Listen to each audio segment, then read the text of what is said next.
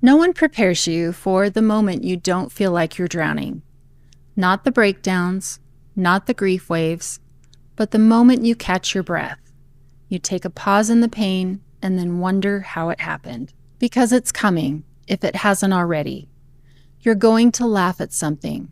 You're going to have a normal conversation. You're going to go a few minutes without thinking about them. And your brain is going to say, wait, why am I okay right now? And instead of letting yourself breathe, you shut it down. Because somehow feeling okay feels wrong. If you don't know me, I'm Jen, host of The Dead Truth. I'm a widow, and I talk about the real and raw truth of grief and widowhood. Not the polished version, not the you'll be okay version. It's the version people don't always acknowledge. The version a person could never truly fathom unless they experience it for themselves. I'm not a licensed therapist or counselor, just someone who's living this.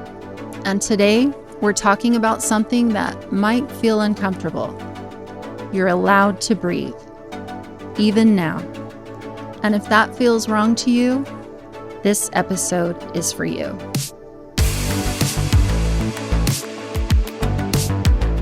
Hey there, welcome back to The Dead Truth.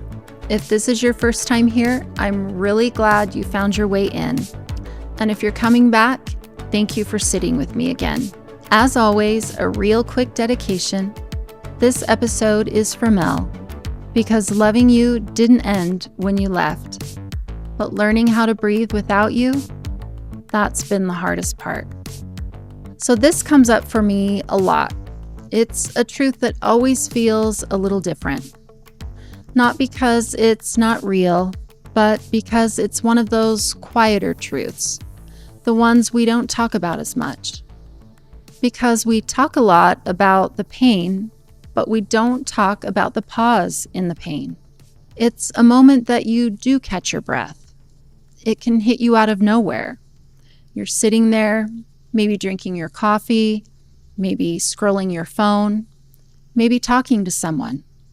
And for a second, you're just okay. Not happy, not healed, just not drowning.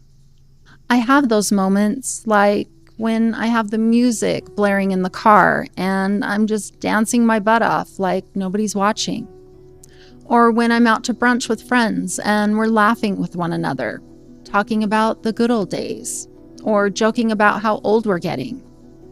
And sometimes I stop in those moments where I've caught my breath and didn't know what to do with it. I immediately want to stop enjoying myself because that is what I'm used to. My life the last couple of years has been so full of sadness and pain, missing the one person who I love so much, my Mel, my anchor, that it doesn't seem right to have even small moments of joy. Because here's what happens after loss. We live in survival mode. Our body, our mind, our nervous system has been bracing for impact every single day. So when nothing hits, we don't relax. We wait. Now there is something called emotional hypervigilance. This is when your nervous system treats your loss as a massive threat, which leads to panic, restlessness, and difficulty relaxing. We panic when it gets too quiet. You may also experience grief brain, which I've spoken about in many of the other episodes. While this state is a normal part of our bodies trying to navigate intense loss, it can cause us to react to situations with a level of alert, which of course will make relaxing, breathing, and pausing in a moment of happiness a bit more difficult. This is the exact reason why you feel like you've been bracing for impact every single day since your spouse passed. It's just your brain trying to protect you. If you've had even one moment where you caught your breath and didn't know what to do with it, stay with me. You're not doing this wrong. Let's talk about the guilt of feeling okay after loss, because that's the part that gets you. Not the moment of peace, but what comes right after it? Why is guilt so common after loss, especially for a widow? There is survivor's guilt. Why them and not me? Also, caregiver's guilt, obsessing over decisions we made during their illness, feeling like we didn't do enough or wishing we had managed care differently. That one hit me hard. How about the what if guilt? Analyzing past conversations and actions, feeling guilty for angry words or failing to prevent their death. There is moving on guilt, feeling guilty for changing things in the home, selling the house, or considering new relationships. I see many commenting on this subject a lot on our community page. It's something widows often struggle with. Lastly, and what this episode is about, the happiness or relief guilt. Feeling guilty for experiencing a moment of happiness or relief that a spouse is no longer suffering. There is one that I didn't mention with those that I thought was very interesting. It is having loyalty to the pain. That may resonate with you. I know it does for me. I think that is a natural feeling for widows. It's not good or bad. It just is.